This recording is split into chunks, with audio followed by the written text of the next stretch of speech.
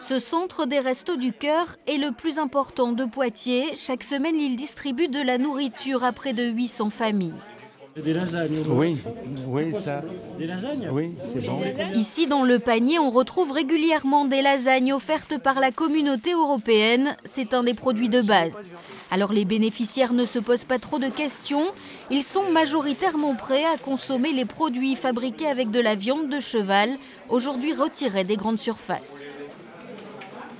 Et quand on voit le nombre de gens qui sont dans le besoin, je trouve qu'il vaut mieux donner que jeter. Donc personnellement, je n'en prendrai pas. Les gens qui mangent du cheval, oui, pourquoi pas. Il vaut mieux manger de la viande de cheval que rien avoir à manger? Voilà. Par exemple, oui, c'est possible. La clientèle de chaque jour en grande surface ne va plus l'acheter, donc on la donne à des gens qui, eux, sont en difficulté et n'ont pas forcément les moyens d'aller en grande surface. Donc ça peut être un peu gênant quand même dans l'idée. La position des Restos du Cœur est la même que celle de la Banque alimentaire. Tous attendent le document officiel du ministère de la Consommation.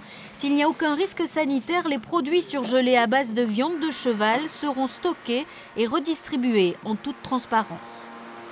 Si on les distribue, on fera ça en toute transparence en indiquant bien qu'il s'agit de cheval et non de bœuf. Et tout ça lorsque tous les risques sanitaires auront été levés.